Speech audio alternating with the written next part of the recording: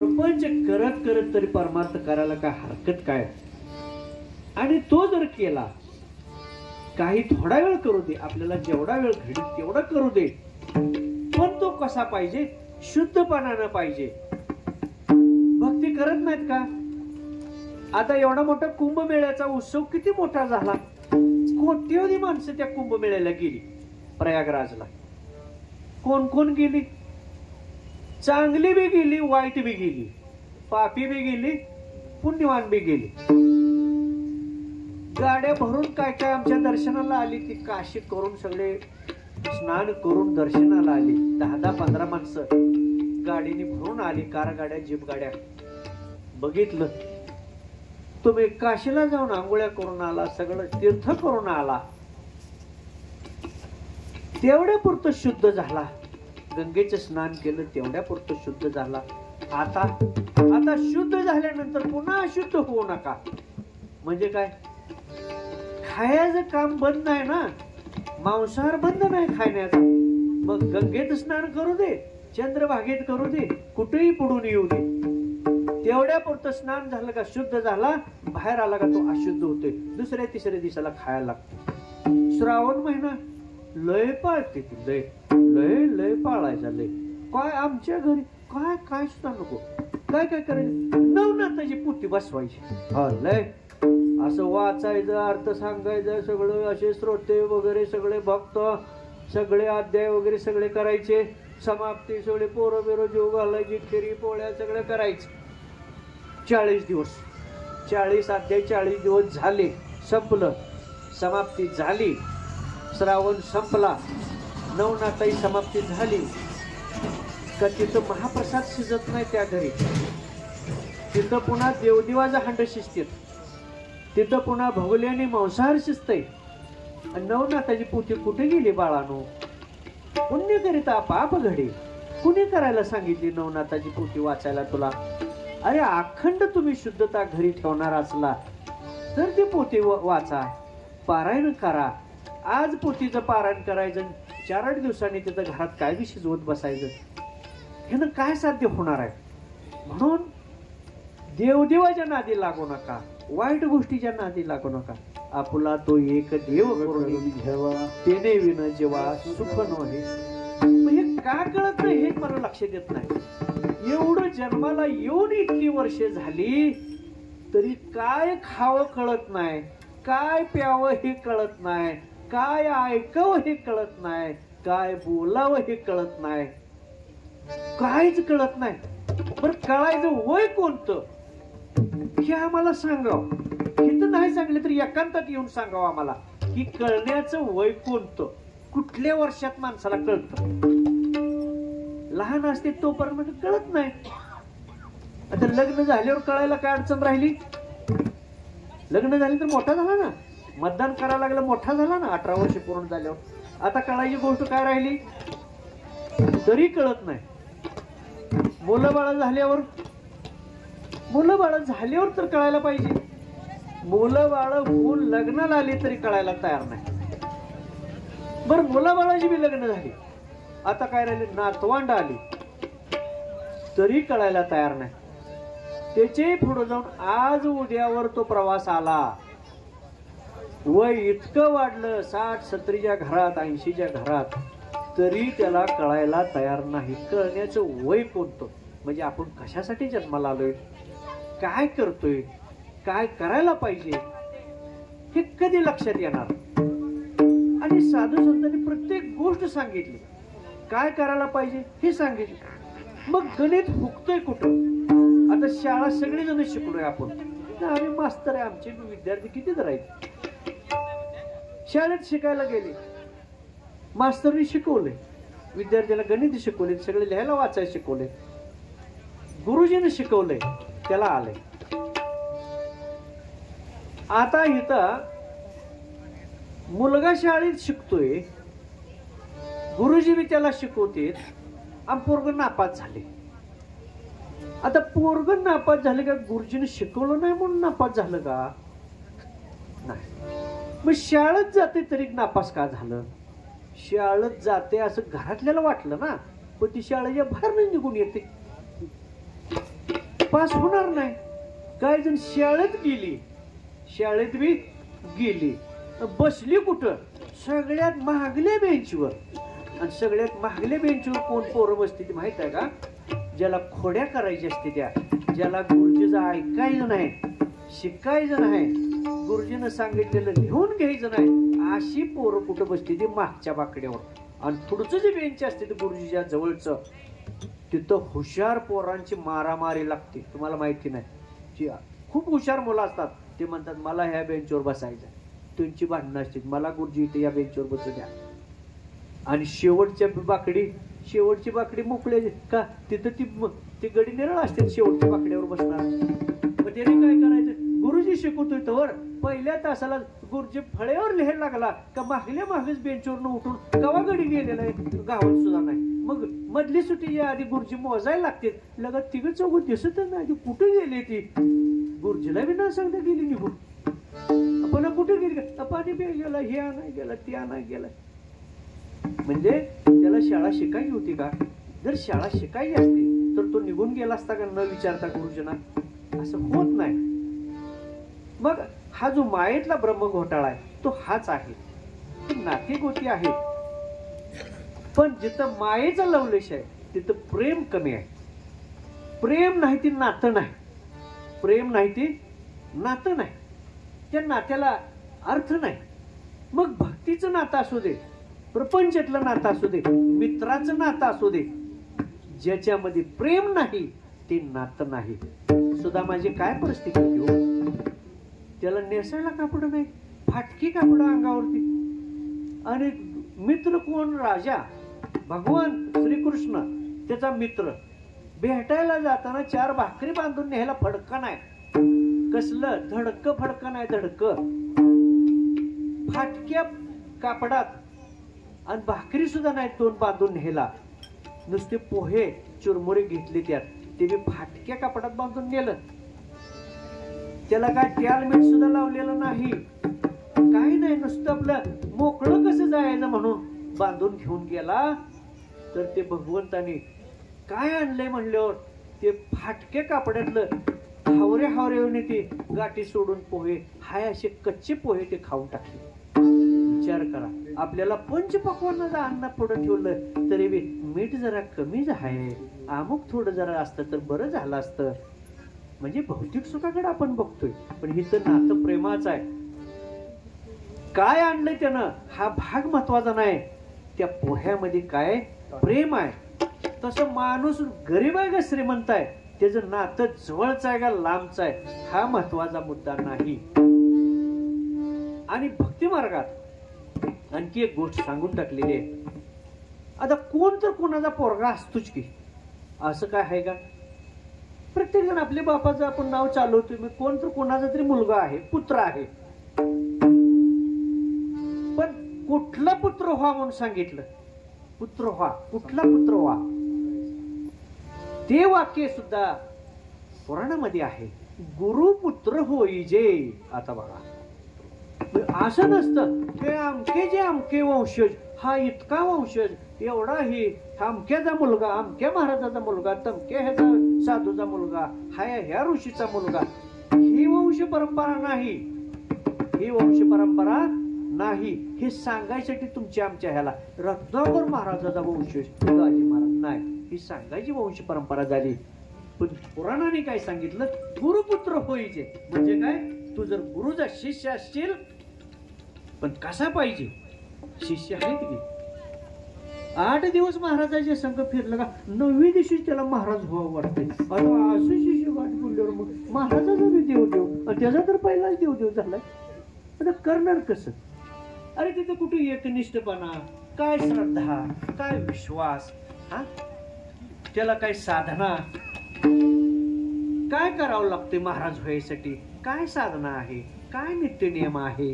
हा ज्ञान, भगवंताचं ज्ञान, भगवंताची कृपा, गुरूंची कृपा, हे ज्या शिष्याने प्राप्त केलं तो काय झाला? गुरुचा पुत्र झाला, गुरुपुत्र होईजे. आता नारद मुनीला काय म्हटलं जातं? ब्रह्मदेवाचा मानसपुत्र. काय म्हटलं जातं? ब्रह्मदेवाचा मानसपुत्र. मग काय त्यांचा मुलगा आहे का, जन्म झाला का त्यांच्या पोटी? नाही, ब्रह्माचा मानसपुत्र आहे. म्हणजे ब्रह्मदेवाने जे ज्ञान दिलं ते परिपूर्ण नारद मुनीने आपल्या ठिकाणी अंगीकार केला आणि त्या पद्धतीने त्याने सेवा केली, म्हणजे आज्ञेत राहून सेवा केली. हे गुरुपुत्र होण्याचं भाग्य तुमच्या आमच्या वाट्याला आलं पाहिजे. आता मठ बांधण्याची, महाराज होण्याची लगबग सगळीकडे चालू आहे. झेंडं लावायचे, सगळं कार्य सुरू करायचे. अरे झेंड्याच्या काट्या राहत नाही, इतका काळ सोपा राहिलेला नाही. मी म्हणणाऱ्या नरड्याला आलेत गोष्टी, आणि कुठलीही गोष्ट अधिकाराशिवाय करता येत नाही. आता इथं अधिकार कोण कोणाला विचारायलाच तयार नाही. नवरा बायको असली तरी बायकोचा विचार वेगळा, नवऱ्याचा विचार वेगळा. पोराशाला तर माहितच नाही. ते म्हणजे बिघडले ती माता म्हातारी, ह्याने नादाला कुठं लागू का?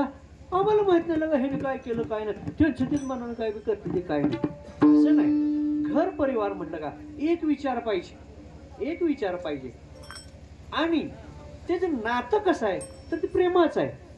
प्रेम राहिलं नाही ते नातं नाही. प्रेम राहिलं नाही ते नातं नाही. आता प्रेम नाही का? मग हाय, प्रेम बी हाय. कुठनं हाय? नरड्यापासून खाली हाय, वर आहे. खालचा भाग नरड्यापासून ते वेगळा आहे, म्हणजे आत वेगळा आहे. आत टोचते वर. राम, आता राम राम म्हणते ते पाहुणं गाठ बोललो काय? राम राम म्हणते ते म्हणते राम राम, ती म्हणते राम राम. आता बोलण्याची किती सहज पद्धत आहे. राम राम पाहुणा, दया अंत करणार. राम राम राम राम, हे म्हणते राम राम.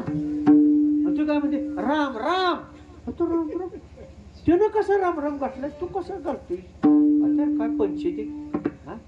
म्हणजे हे कुठलं हिथलं वर चाललं ना, तिथे आतलं जर आलं असतं तर ते म्हणलं राम राम पाहुणे या, खावा आला, काय झालं, चहा घ्या, पाणी घ्या. लेका बोलण्यापासून तुमचं आतनं बाहेर पाडलं. हे काय आत भरले तुम्ही? काय भरले आत?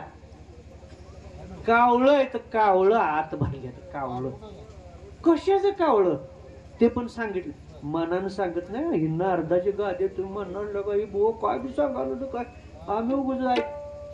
हे मनानं नाही. आपुलिया बळे मी नाही बोलत, सखा कृपावंत वाचा. जे पोटीत आहे, शास्त्रात आहे त्या गोष्टी मी बोलतोय. नाही तुम्ही म्हणणार आम्हाला बघून जोड हाणायला लागलाय का? तसं नाही रे बाबा, पाया पडतो तुमच्या. अशी काय गोष्टी नाही. तुम्हाला ती वव्यानिशी पुराणानिशी उघडून पाहणं दावीन. हे काय भरले म्हणून सांगितलं पोटी पुराणात. हे कावळं भरले. कावळं कशाचं कावळं भरले? पापरूपी कावळे. कसले कावळे आहेत हे? पापरूपी. प्रत्येक गोष्टीचं जे पाप आज साठले ते पाप बाहेर येतंय. पाप काय येतंय? बाहेर येतंय. मग त्याच्याविषयी त्याला घृणा निर्माण झाली, वाईट भावना निर्माण झाली, तिरस्कार निर्माण झालाय, द्वेष निर्माण झालाय. म्हणून ते काय होतंय? चांगले भावनेनं शब्द बाहेर येत नाहीत. मग कसे शब्द बाहेर यायला पाहिजे? तुकाराम महाराजांनी सांगितलं कसं असायला पाहिजे. बोलावा विठ्ठल, पाहावा विठ्ठल, बोलावा विठ्ठल, पाहावा विठ्ठल, बोलावा विठ्ठल, पाहावा विठ्ठल, बोलावा विठ्ठल, पाहावा विठ्ठल, करावा विठ्ठल.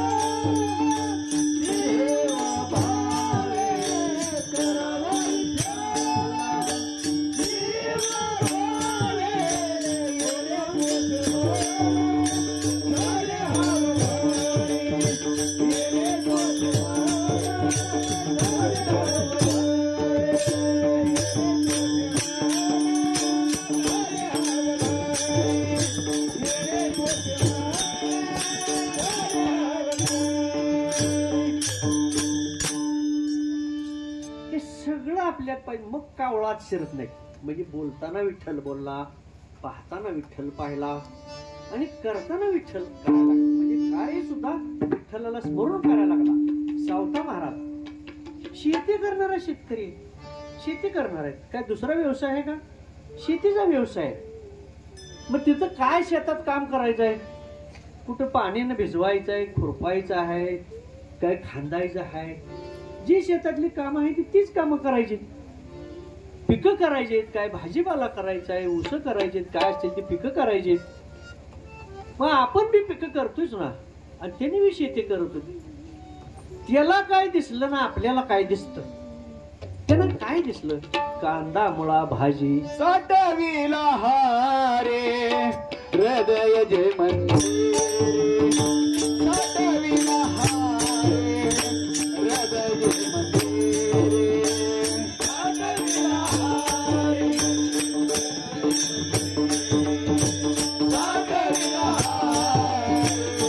हृदय मंदिर, साठविला हारे हृदय जे मंदिर, साठविला हारे हारे हृदय जे मंदिर, साठविला हारे हृदय मंदिर, साठविला हारे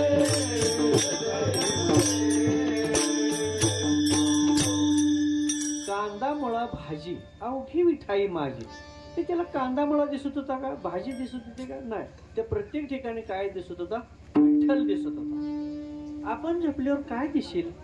दिसेल का विठ्ठल? कधी आलंय का कोणाच्या स्वप्नात? कोणाला दृष्टांतात बघितलाय का? राहू दे स्वप्न पडायचं. हा या दोन डोळ्यांनी उघड्या तर बघितला का विठ्ठल? कधी कधी पाहिला का? डोळे तुम्ही घ्या रे सुख, पहा विठोबाचे मुख, तुम्ही ऐका रे कान, माझ्या विठोबाचे गुण. किती गोष्टी सांगितल्या साधू संतांनी. काय करा, डोळं दिलेच.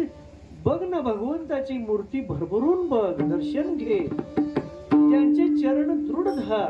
हे तर काय पैसा पडायचा आहे? ऐकायचं आहे, श्रवण करायचंय.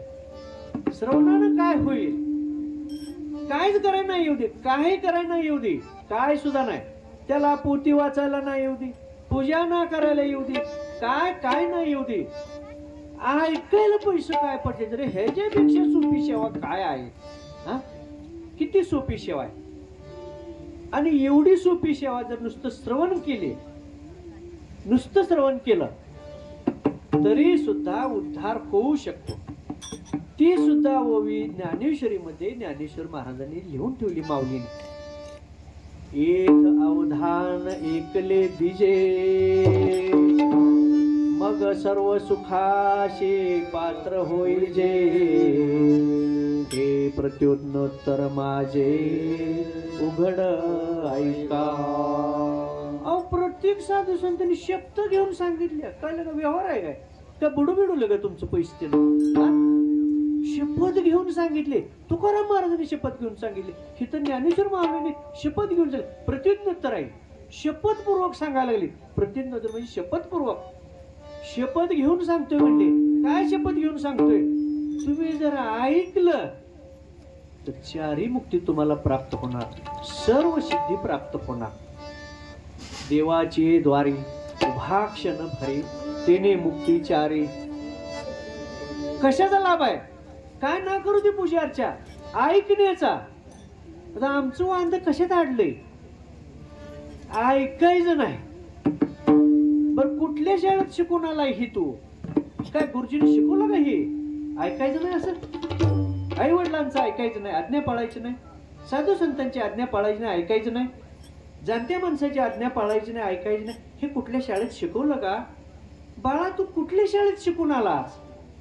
कुणाचंच तू ऐकत नाहीस. आणि त्यांनी मात्र तळमळ बाळगायची, तळमळ बाळगायची. तळमळ का? लगा ह्याला कोणी सांगायचं? तुम्ही तर सांगा. त्याला म्हणते तुम्ही तर सांगा.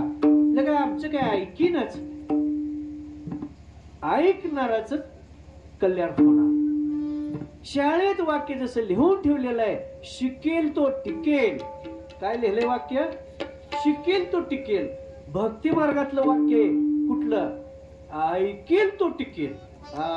हे तर मनाचा बाजार नाही चालत. नाही नाही, हे वाक्य इथं कुठलं? भक्ती मार्गात ऐकेल तो टिकेल. आता ऐकल्यावर होतं काय? काय होतं ऐकल्यावर? लय मोठा लाभ होणार. साधू संतांची आज्ञा पाळली, आई वडिलांची आज्ञा पाळली, शास्त्र पुराणाची आज्ञा पाळली, सद्गुरूंची आज्ञा पाळली. लाभ किती होणार आहे? मोठा लाभ होणार आहे. त्या लाभाचं वर्णन करता येत नाही, इतका लाभ होणार आहे.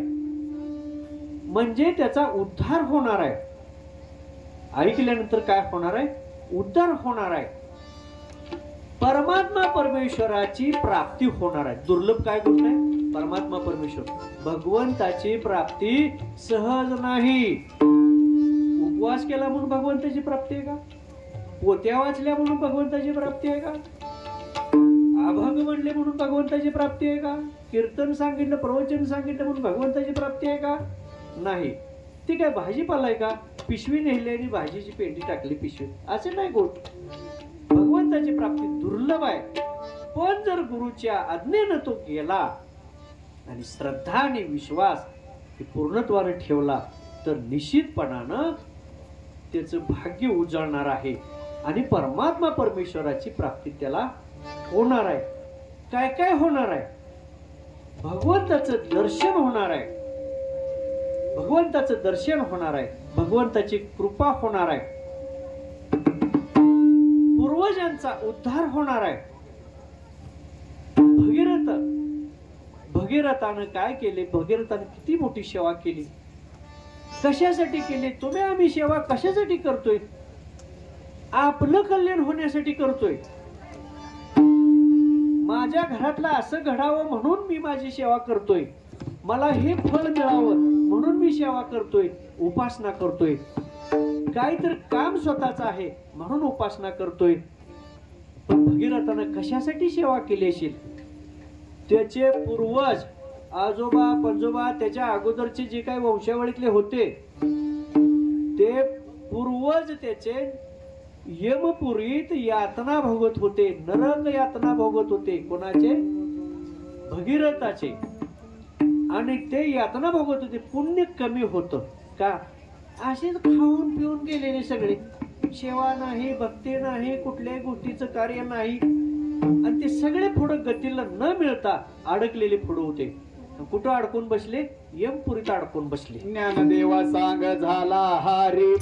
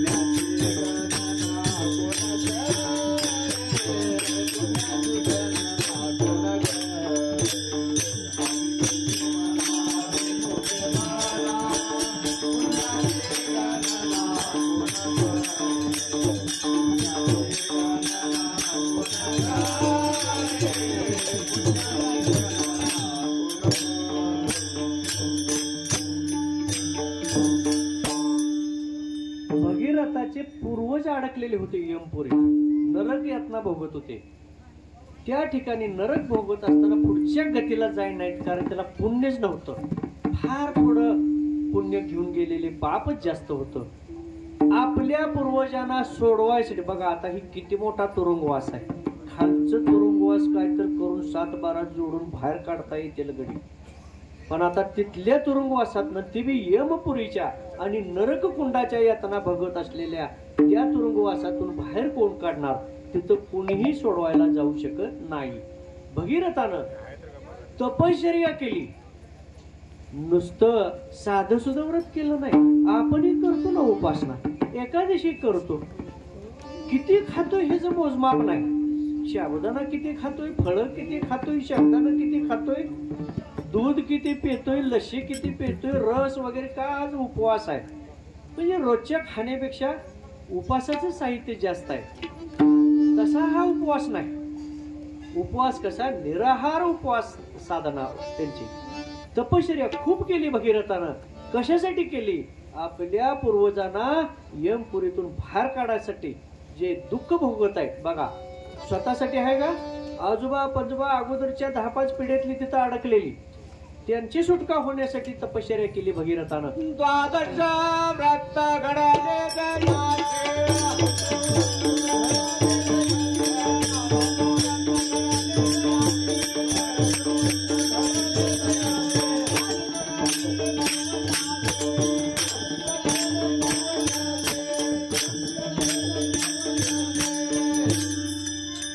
आणि मग ही तप साधना भगवान शंकराच्या समोर त्यानं मनोभावे साधना केली, तपश्चर्या केली. अनेक वर्ष तप करत बसला. भगवान शंकर प्रगट झाले, प्रसन्न झाले आणि त्यांनी विचारलं, बाबा तू कशासाठी ही तप साधना करतोयस? मग त्याने सांगितलं, मला काही नकोय, पण माझे पूर्वज जे बंदीखान्यात पडले, नरक यांना भोगत आहेत यमपुरीत, त्यांना तेवढं बाहेर काढायसाठी मी साधना करतोय. का म्हणले ती काय एक दोघ आहे, ती काय म्हणले कितीतरी पडलेले आहेत म्हणले, कोणाकोणाला बाहेर काढायचं म्हणले, काय असायच ते असू द्या म्हणला, पण ते सगळं घडी जेवढे माणसं आमचे अडकले ते तेवढ्याला त्या घाणीतनं बाहेर काढायला लागते, ह्याच्यासाठी मी तप साधना करतोय. आता म्हणले हे जगा सोपं काम आहे का? म्हणले कधी लय अवघड काम आहे. शेकडो माणसं अशी तिथं पडलेली असतील, हजारो माणसं पडलेली असतील. तुझे काय पूर्वज थोडे आहेत काय? एक माणूस गावात आला तरी एका माणसाची 100-150 माणसं तयार होती, ती हजारो माणसं तयार होती. एका घराची 10-10, 100-100 घरं तयार होती.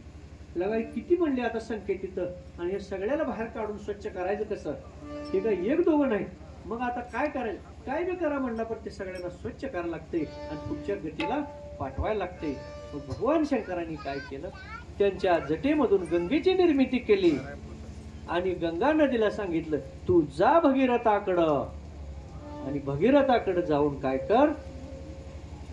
तपश्चर्या करत बसलेला आहे. आणि ह्या पूर्वजांना तुझ्यामध्ये स्नान केल्यानंतर हे गंगेला सांगितलं, गंगा तू जा भगीरथाजवळ जा, आणि तिथं वाहत गेल्यानंतर त्याचे जे पूर्वज आहेत त्यांना आम्ही पाठवून देतो, त्यांना तेवढा आंघोळ्या घाला आणि स्वच्छ करून बाहेर काढा. आणि मग गंगा भगवंताच्या जटेमधून उगम पाहून भगीरथाजवळ आली, म्हणून गंगेला भागीरथी असं नाव पडलं. गंगा नदीला भागीरथी का म्हटलं जातं? तर ती भगीरथानं आणली म्हणून तिला भगीरथाजवळ गेल्यानंतर भागीरथी असं नाव पडलं. आणि त्या गंगा स्नानामध्ये सगळे नरक यातना भोगलेले वरचे सगळे त्या ठिकाणी सुटका करून भगवंतानी त्यांना त्यात स्नान करायला आणलं. सगळे आंघोळ्या करून स्वच्छ झाले, दिव्य त्यांना देह प्राप्ती झाली, पुढच्या गतीला गेले. म्हणजे आपण तरीला नव्हे ते नवल, पुढे उतरिले सर्वांचे दुःख. आपल्याला तरायची काही गोष्ट अवघड नाही, पण आपल्याकडे मंत्र लय वेगळा आहे. आपण तरायची भानगड नाही, पण दुसरा कसा बुडला जाईल, मला आनंद नको आहे, मग ह्याला दुःख कसं मिळेल ह्याचा मी प्रयत्न करतोय. म्हणजे पुण्य करिता पाप घडे. पुण्य तर मिळतच नाही, सुख तर मिळतच नाही. पण हे सुख काय ह्या प्रपंचात मिळणार नाही, मायाजाळात मिळणार नाही. ते सुख मिळवायसाठी जावं लागेल कुठं? पंढरीला जावं लागेल. पण ह्याला पंढरीला जावं वाटत नाही, देव देवळाकडे जावं वाटतं, देव देव करू वाटतं, किती बी बकरी कापू वाटते ती. पण हिकडला मार्ग मात्र भक्ती मार्ग नको वाटतो. साधू संतांनी सांगितलं, जो जन्माला आलाय त्याला पंढरीला गेल्याशिवाय सुख मिळणार नाही. आणि म्हणून त्यांनी सांगितलं, काय सांगितलं? तर पंढरीला जावा. पंढरीचं सुख कसं आहे? वेगळं आहे. आणि हा जो संसार आपण करायला आलेलो आहे, हा संसार हा प्रपंचातला हा बायका पोरांचा संसार नाही, तर संसार कशाचा आहे? हा जन्म मरणाचा संसार आहे. वारी कशाची आहे? ही जन्म मरणाची वारी करायला आलेलो आहे. आणि ही वारी कुठं पूर्ण होणार? भगवंताजवळ पूर्ण होणार. आणि मग हे पूर्ण होण्यासाठी आपल्याला भगवंताला शरण जावं लागेल. त्यासाठी काया वाचा मने जर चांगली सेवा केली, कायेनं वाचेन मनानं शुद्ध होऊन, पण अंतकरण शुद्ध पाहिजे. हे अंतकरण नुसतं वरच्या कातड्याला आंघोळ घालून, शरीराला आंघोळ घालून हे स्वच्छ होणार नाही. आतमधलं जे मन आहे, अंतकरण आहे, ते शुद्ध करा. ते कसं झालं पाहिजे? जैशी गंगा वाहे, जैसे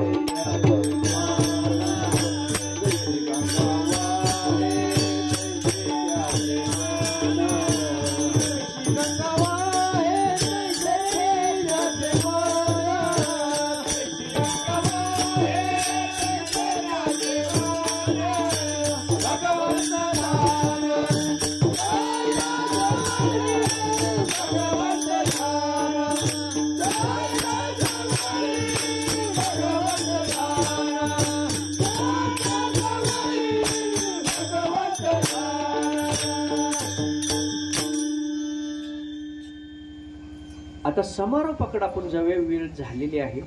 कारण इथं अनमोल वेळ असणारी माणसं आलेली आहेत कीर्तनाला.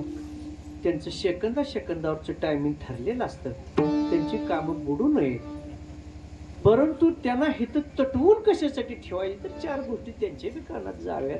हा अट्टहास आहे. आणि म्हणून एवढा मोठा अट्टहास आपण कशासाठी करतोय?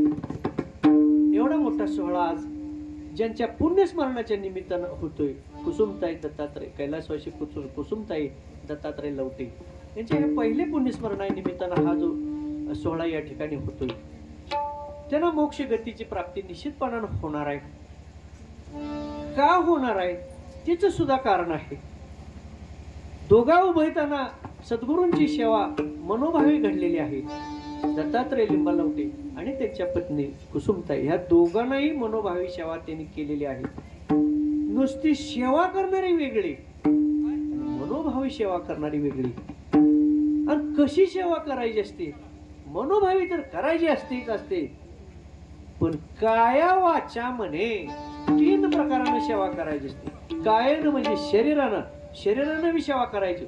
कधीही आलं तर त्यांना ते स्वयंपाकाला चपात्या करायला आपली सेवा करायची. कधी असं वेळ मोकळा घालवत नव्हते. म्हणजे कायानं सेवा करायची कुसुमताई. वाचेनं नामस्मरणाची सेवा घडतच होती. कमी घडू दे, जास्त घडू दे, कायानं वाचेनं मनानं. तसा तन मन आणि धन. तन म्हणजे शरीरानं बी होती सेवा, मनानं बी सेवा होती. कारण मनानं पूर्णत्वानं स्वीकारलेलं असतं. काय जण कसं आहे, मन पूर्णत्वानं स्वीकारत नाही, पण त्यांनी उभयतांनी मनानं सेवा स्वीकारलेली पूर्णत्वाची सेवा. आणि तिसरा जो प्रकार आहे, तनानं करतील सेवा, मनानं करतील. धनाचा विषय ज्यावेळी येईल, पैशाचा खर्च करायचा देवा धर्माला, त्यावेळी घर गाठतील. आपण ही नुसते परमार्थाच्याच बाबतीत नाही रे बाबांनो. डोंबाऱ्याचे खेळ प्रत्येकाच्या गावोगावी येतात. ते हलगी वाजवून, डबडी वाजवून सगळा गाव गोळा करतं. सगळीजण येते तिथे बघायला खेळ सगळा. आणि मग ते खेळ बघायला सगळेजण येते ती डोंबाऱ्याचा खेळ. 2 तास खेळ बघते ती. मनोरंजन सगळ्याचं होते. हसते ती, सगळं करते ती. सगळ्या गोष्टी ती बिचारा कशासाठी करतोय? पोटासाठी. बर कोण तर प्रत्येक जण कशासाठी करतोय प्रपंच? कशासाठी? एक वीत पोटासाठी. इत भर पोटासाठी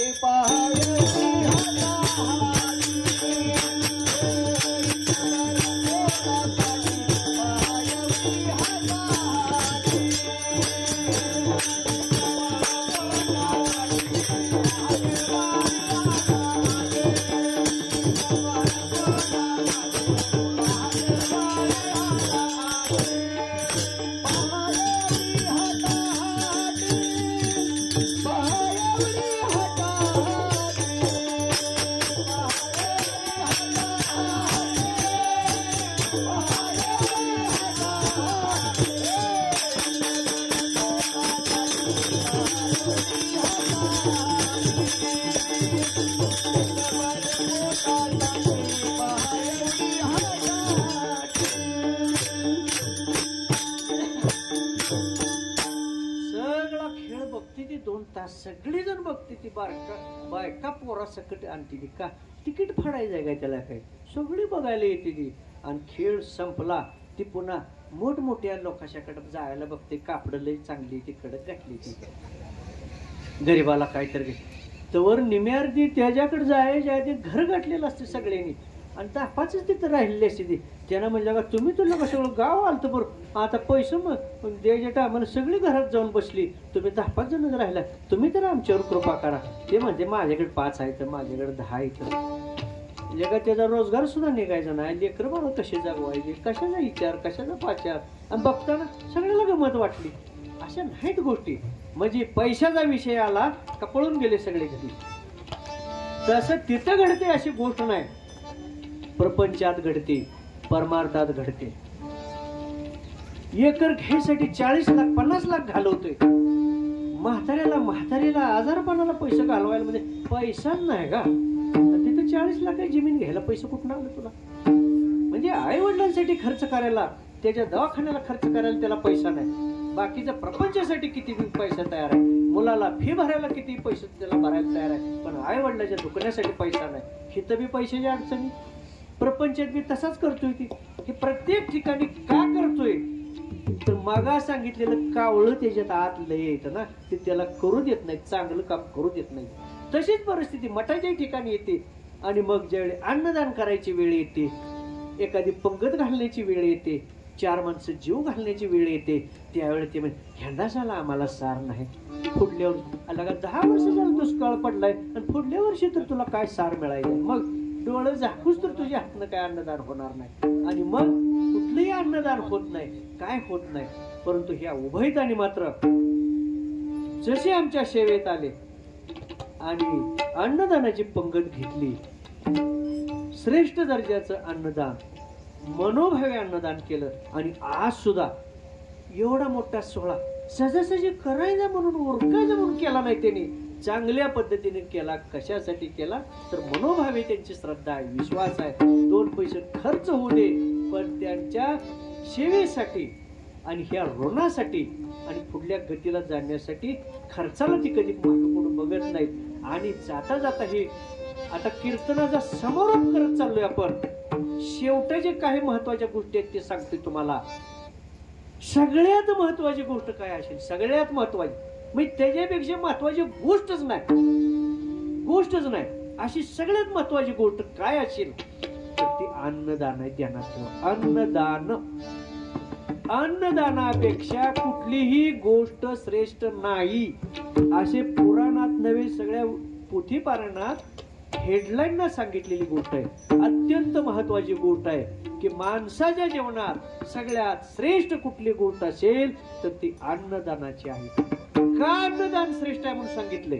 अन्नदान का श्रेष्ठ आहे तर ते 2 घास घातल्यानंतर कुणी पापी माणसानं खाऊ दे, नाही पुण्यवानाने खाऊ दे, गरिबानं खाऊ दे, नाही श्रीमंतानं खाऊ दे, बारक्यानं खाऊ दे, नाही मोठ्यानं खाऊ दे, कुणी खाऊ दे.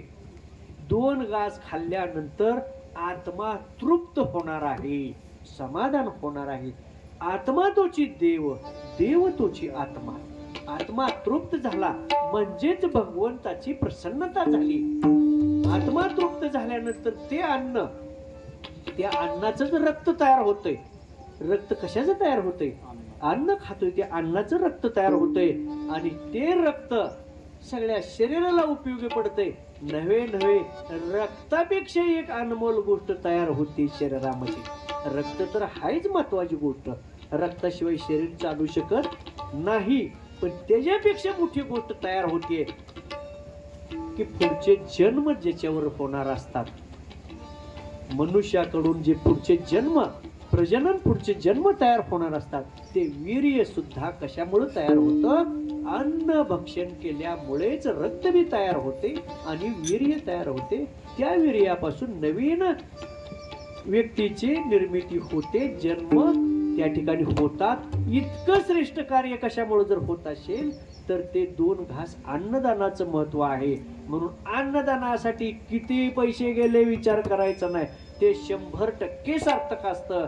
पण ह्याच्या उलट आपलं असतं, उगाच लागा ह्या बुवाशीच्या नादाला लागून असल्या दुष्काळाचं मंडप लावून नको ते जेवण खाणे, कोणी सांगितलंय, कशासाठी सांगितलंय, काय बी करते ती, असं नाही. हे वाचाळ बरोबर आहे.